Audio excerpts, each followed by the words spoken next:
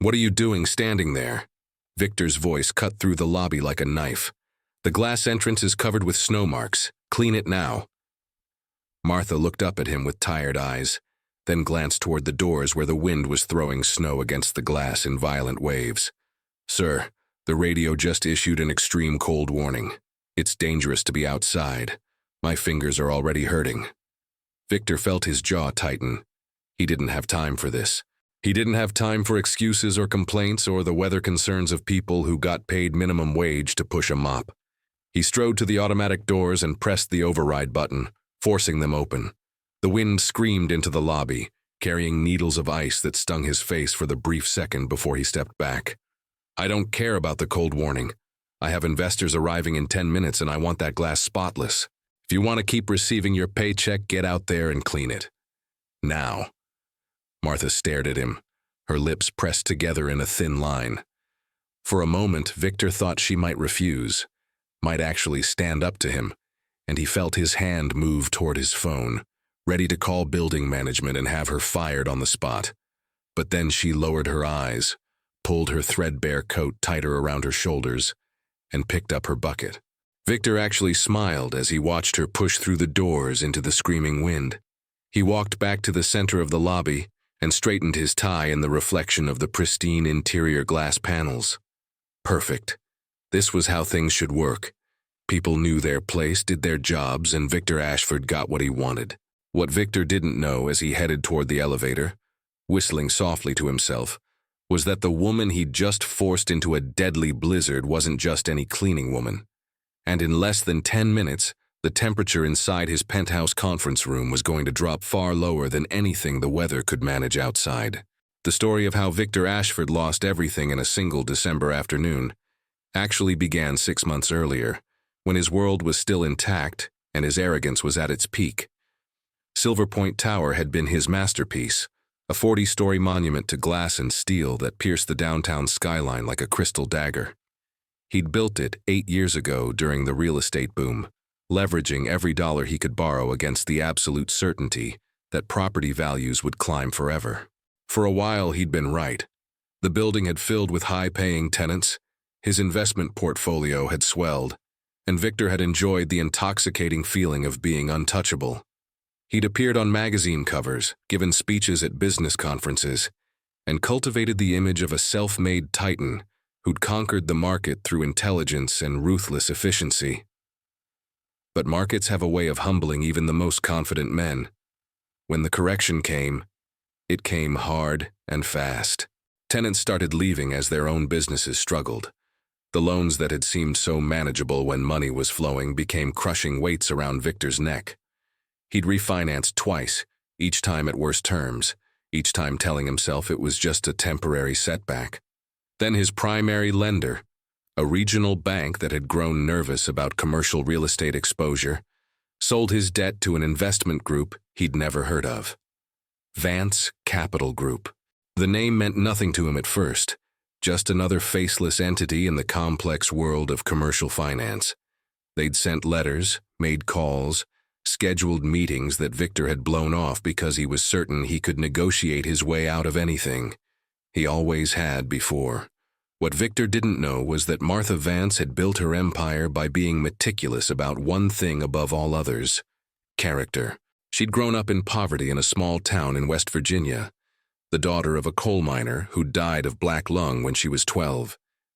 She'd worked her way through community college cleaning office buildings at night, enduring the casual dismissiveness of people who looked through her like she was furniture.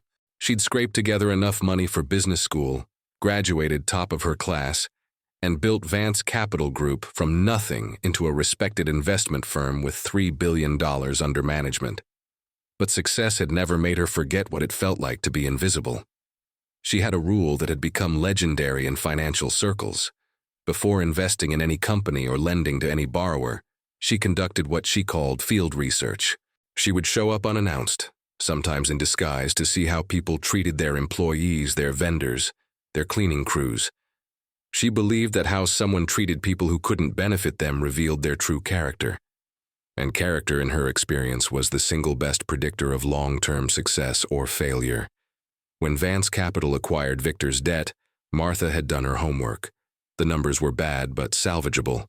The building had good bones and a prime location. Victor's financial mismanagement was obvious, but that could be corrected with proper oversight. What concerned her more were the whispers she'd heard from people who'd worked with him.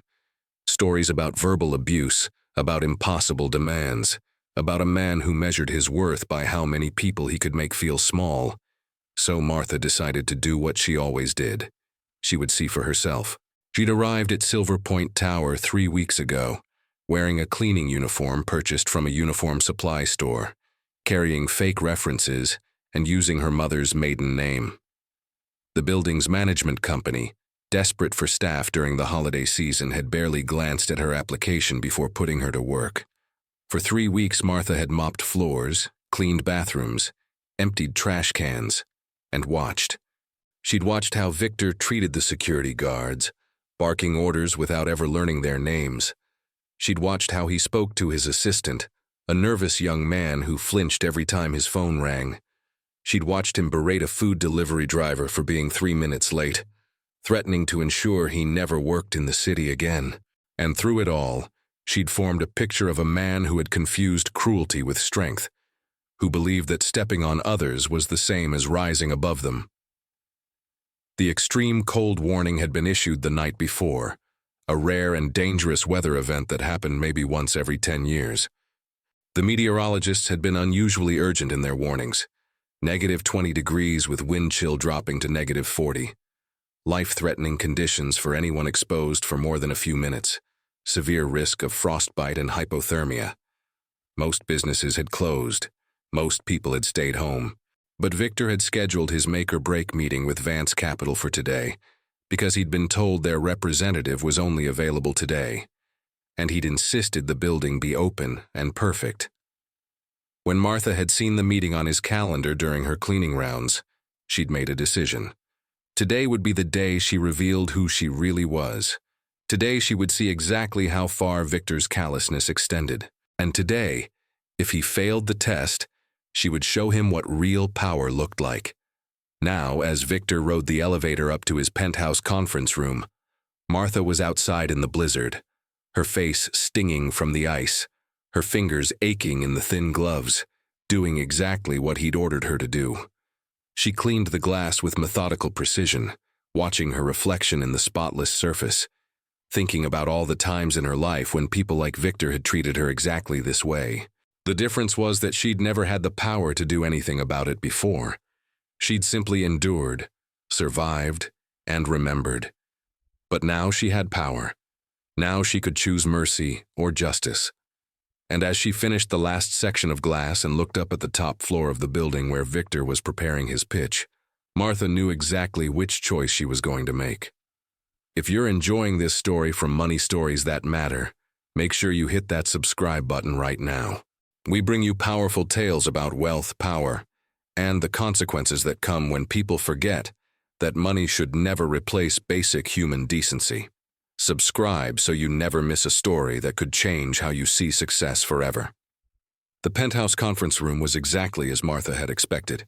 All dark wood and leather, a fireplace crackling with real logs that probably cost more than her fake weekly salary, windows providing a view of the city that was currently being battered by the worst storm of the decade.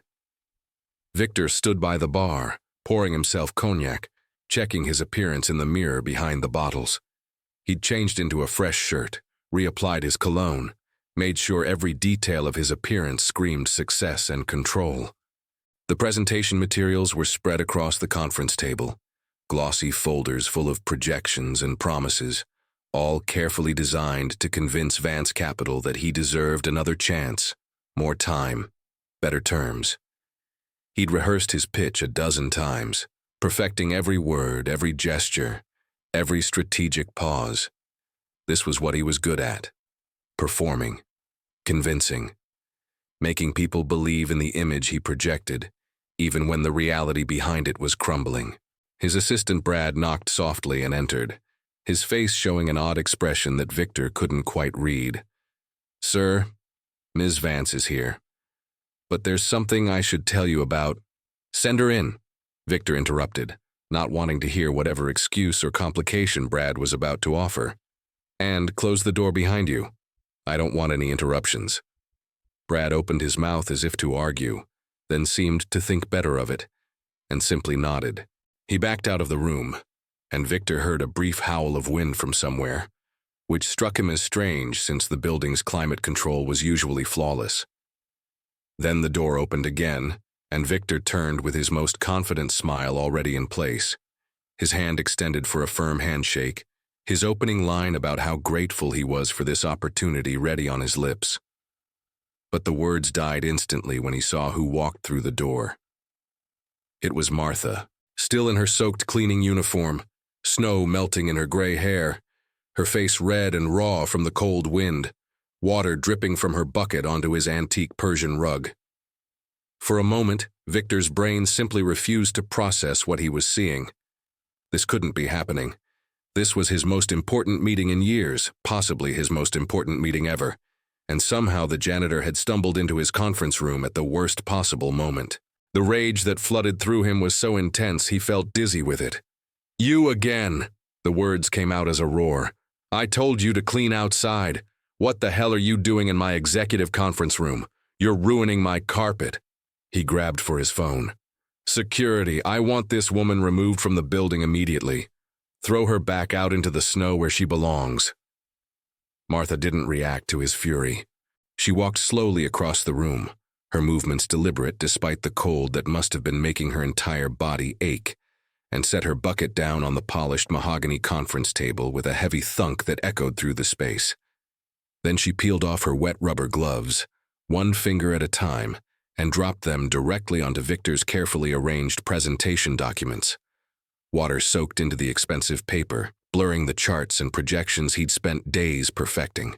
When she finally spoke, her voice was hoarse from the cold but absolutely steady. "The glass is clean, Victor." Victor felt his hands shaking with barely controlled rage.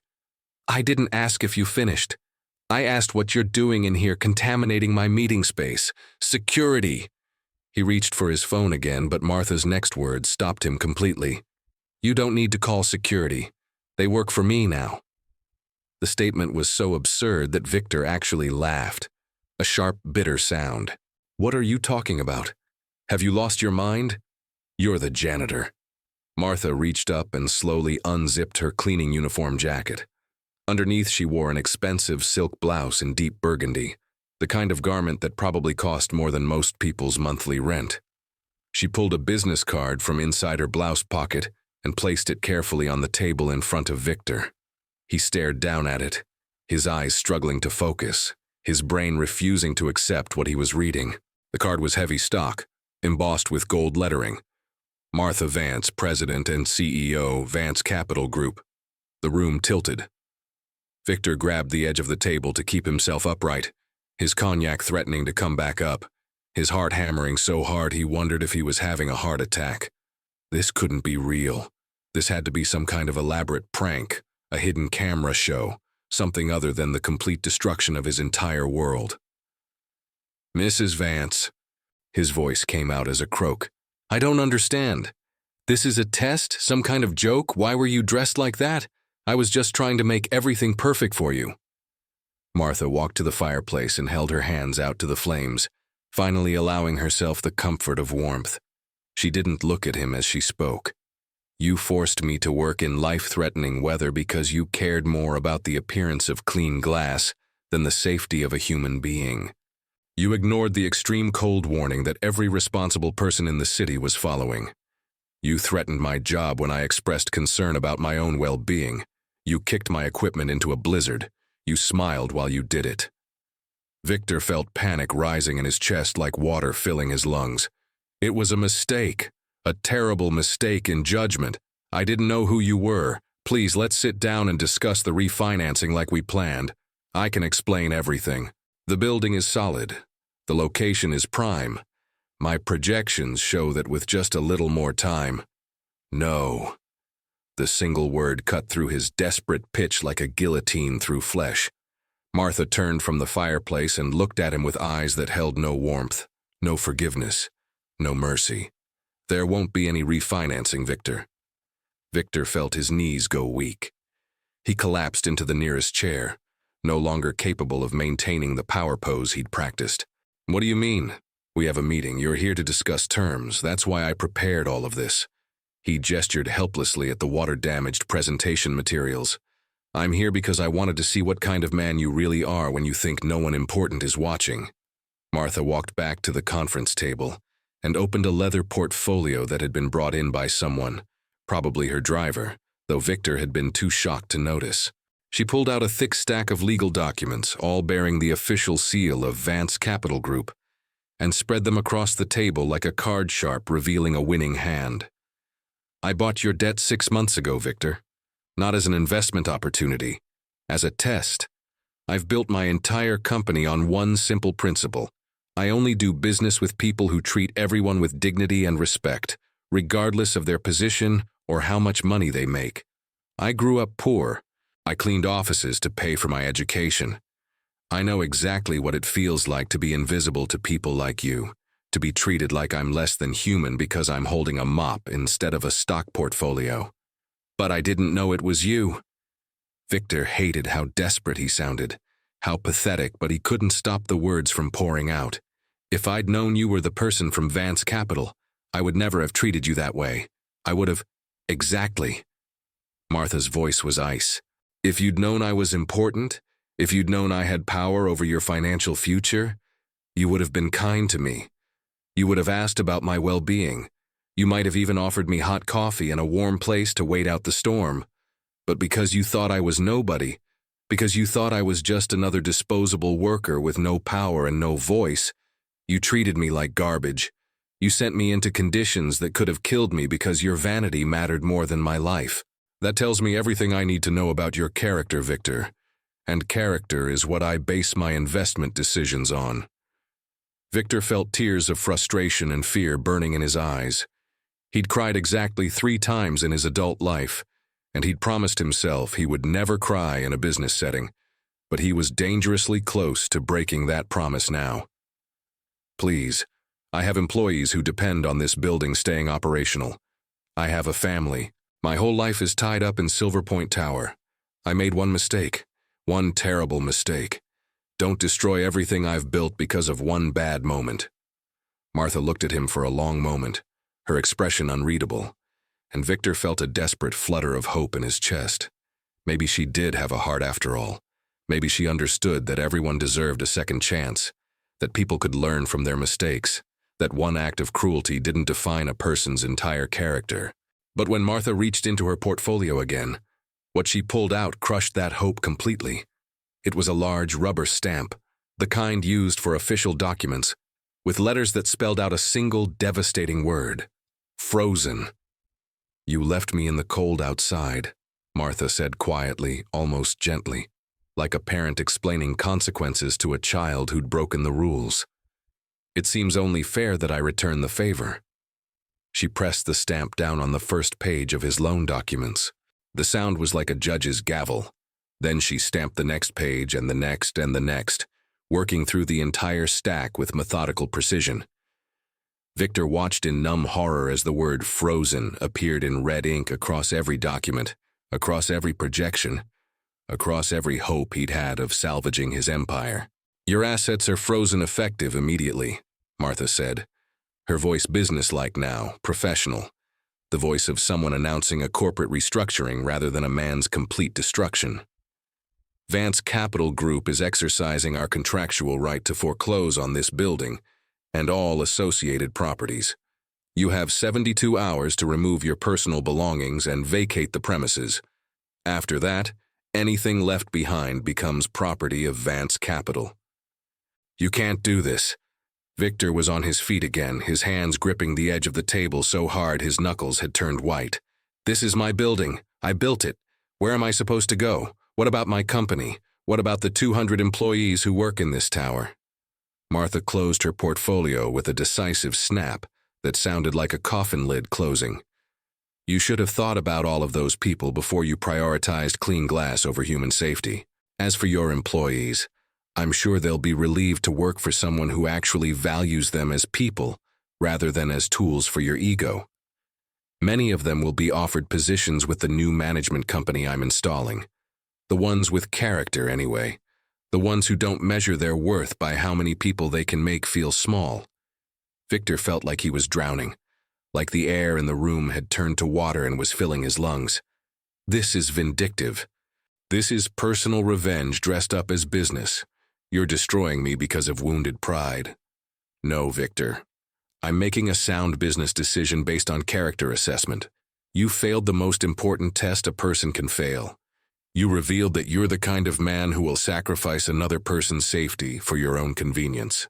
That kind of man makes terrible decisions under pressure. That kind of man builds companies on foundations of fear and contempt rather than respect and loyalty. That kind of man always fails eventually. I'm just accelerating the inevitable. Martha walked toward the door, then paused and looked back at him. Oh, and as the new owner of this building, I'm exercising my right to close it immediately due to the extreme cold warning that's still in effect. It's a safety issue, you understand. I take the welfare of people very seriously, even when it's inconvenient for business. The words hit Victor like physical blows. She wasn't just taking his building. She was throwing him out into the same blizzard he'd forced her into. Today. Right now.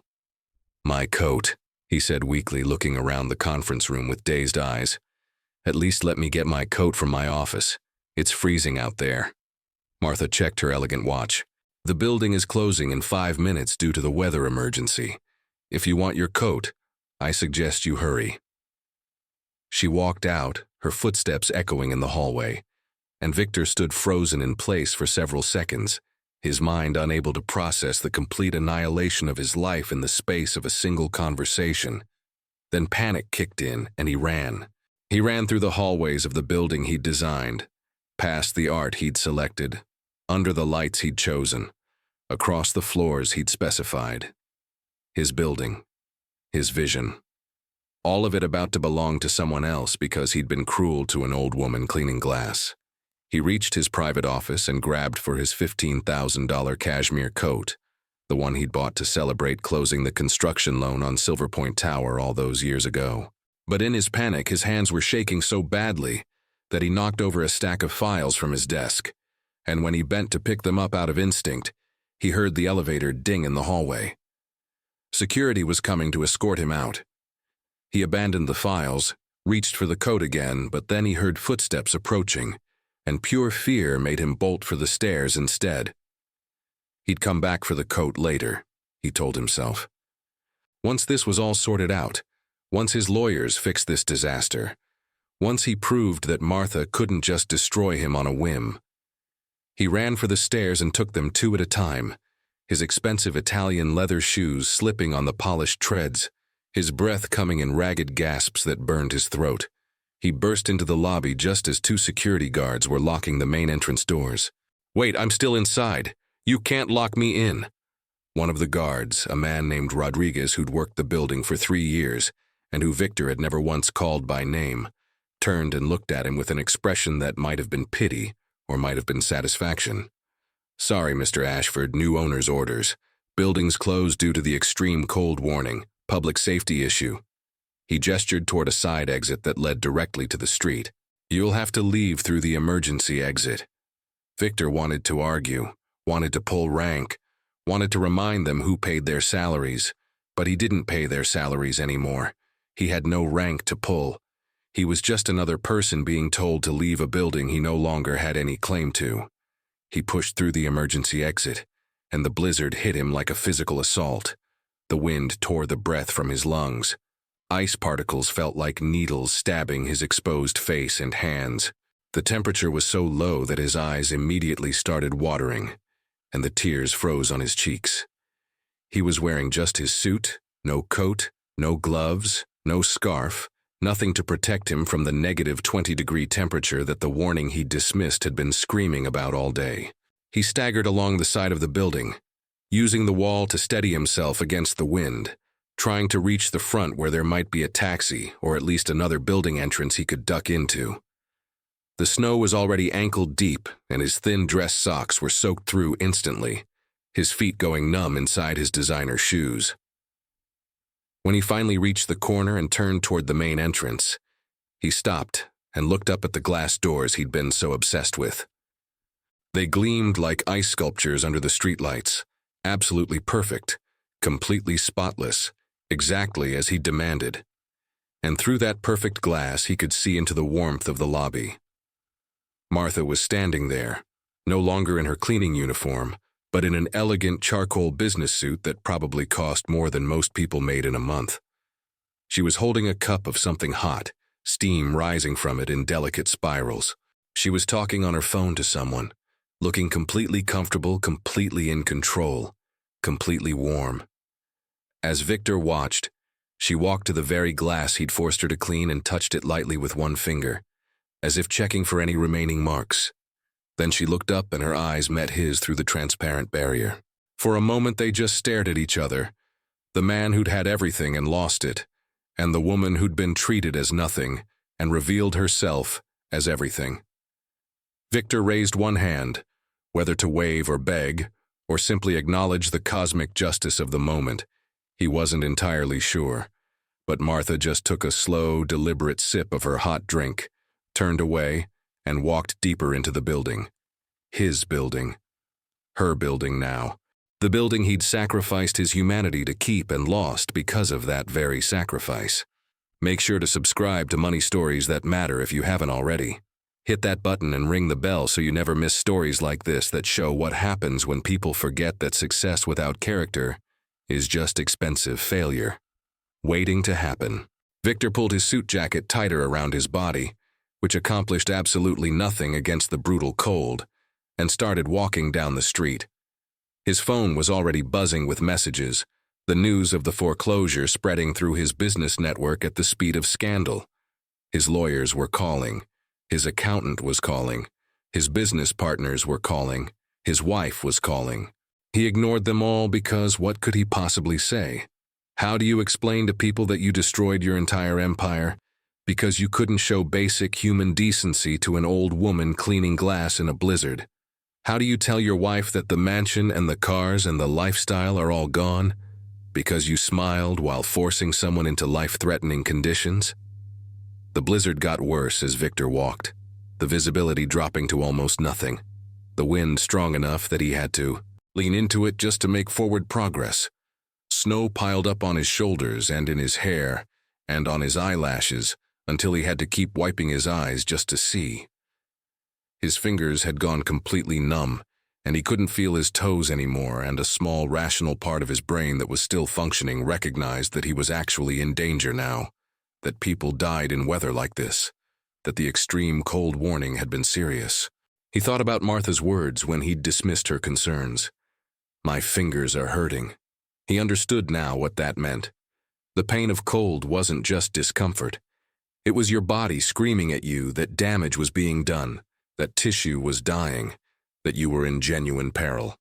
7 blocks later, after what felt like hours but was probably only 20 minutes, Victor finally found a coffee shop that was still open despite the weather emergency.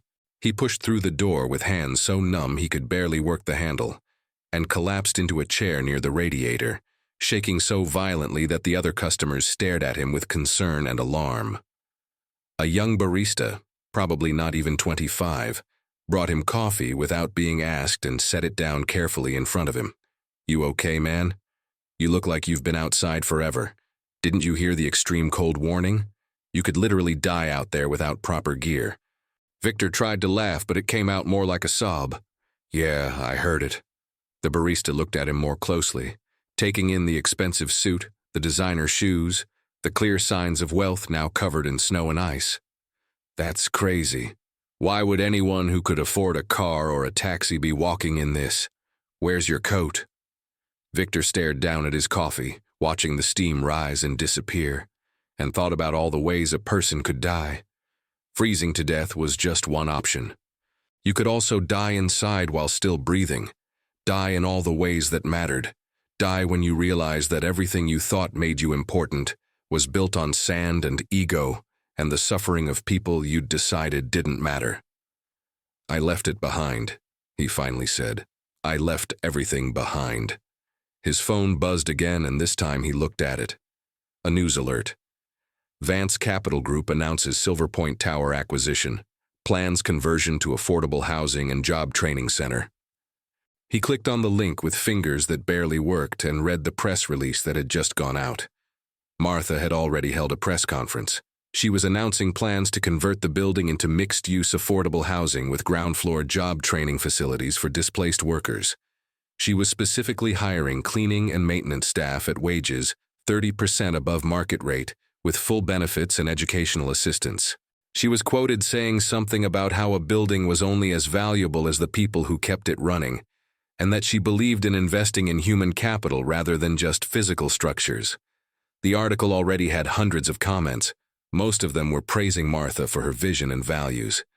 Some of them mentioned Victor by name, calling him out for his well-known arrogance and cruelty, saying he'd finally gotten what he deserved.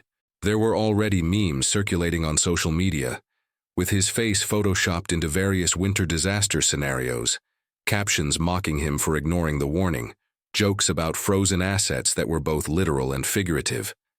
He'd become a cautionary tale in real time, a viral story about karma and justice, a symbol of everything people hated about wealthy executives who measured their worth by how many people they could look down on. Victor sat in that coffee shop for 4 hours, until the blizzard finally began to ease and the city started moving again. He watched through the window as snow plows eventually came through, as other businesses began reopening, as life gradually returned to normal for everyone except him.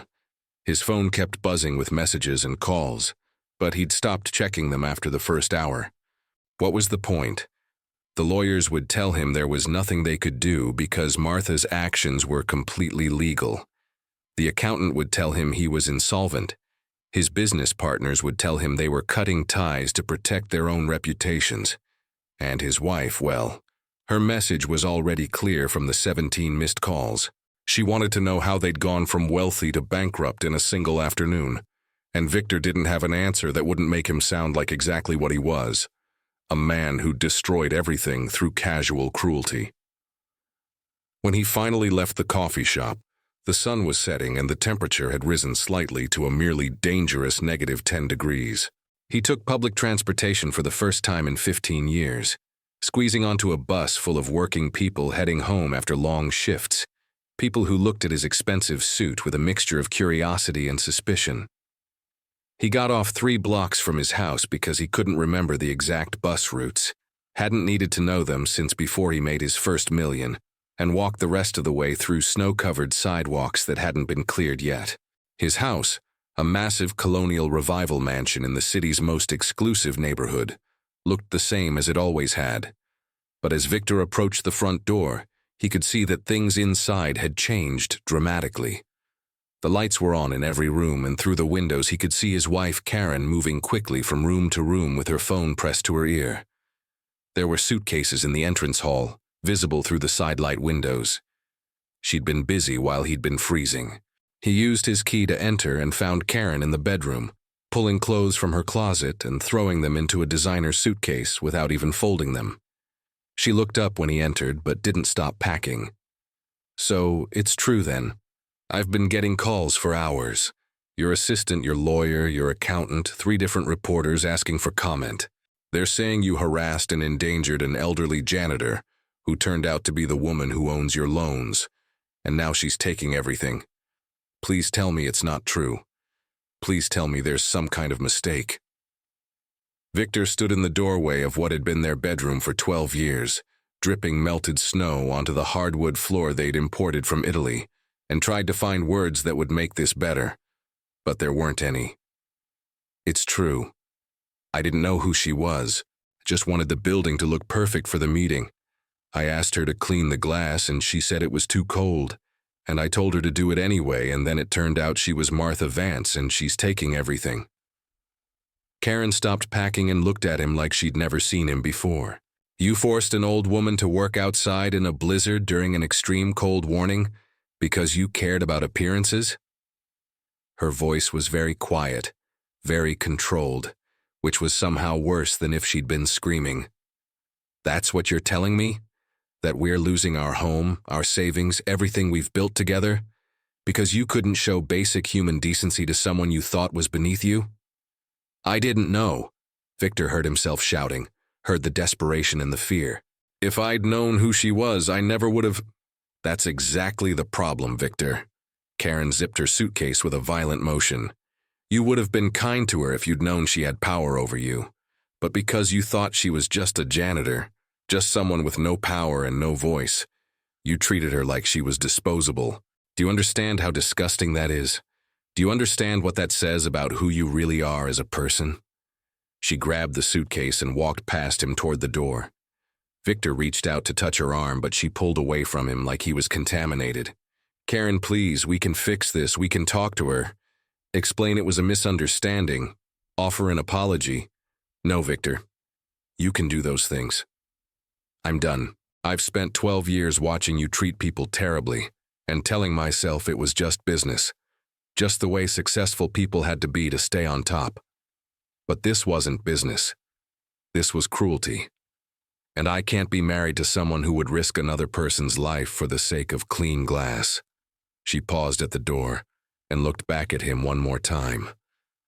I hope that reflection you were so concerned about was worth it, because it's all you have left now. She walked out, and Victor heard her car start in the driveway a moment later. He stood alone in the enormous house that he would lose in 72 hours, surrounded by expensive things that suddenly felt very cheap, and finally understood what Martha had been trying to teach him. The cold he'd sent her into wasn't just about temperature. It was about the complete absence of human warmth, of connection, of the basic recognition that another person's suffering matters. He'd lived in that cold his entire adult life without even realizing it, because he'd had money and success to insulate him from the consequences of his own emotional freezing. But now the insulation was gone, and he was finally feeling what he'd made others feel for years. The story of Victor Ashford and Martha Vance spread far beyond the business community in the days and weeks that followed. It became one of those rare stories that captured the public imagination because it felt like justice in a world where justice was often absent.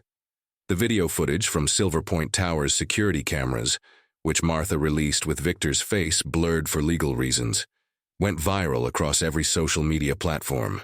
Millions of people watched the moment when Victor forced Martha into the blizzard, watched him smile while she struggled with her bucket, watched him straighten his tie in his own reflection while she disappeared into the deadly cold. The footage became a symbol, a rallying point for everyone who'd ever been treated as invisible by someone with power. Business schools began using the case study in their ethics classes.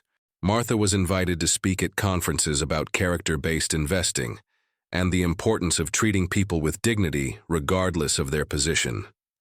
Vance Capital Group's assets under management tripled within a year as ethical investors flocked to work with someone who backed up her values with real action. The Silver Point Tower project became a model for socially conscious development, with the converted building winning awards for its innovative approach to combining affordable housing, job training, and community development. Victor's fall was equally dramatic, but in the opposite direction. His name became synonymous with cautionary tales about arrogance and cruelty. Other business leaders distanced themselves from him, afraid that association would taint their own reputations.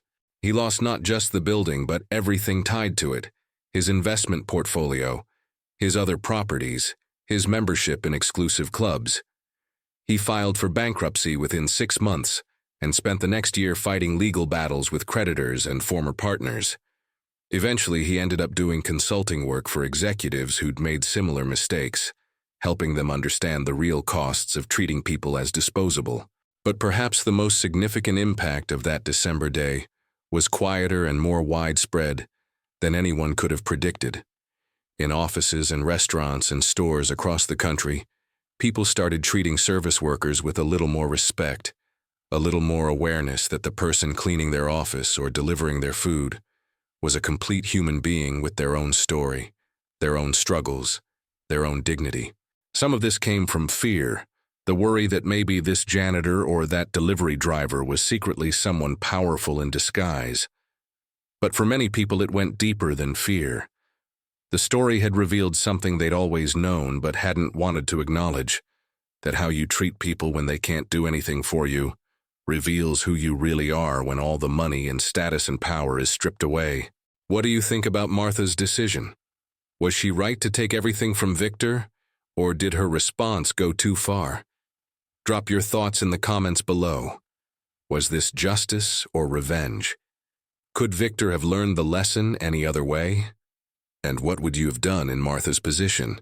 Let's discuss in the comments. And remember, here at Money Stories That Matter, we believe that every story about money is really a story about character.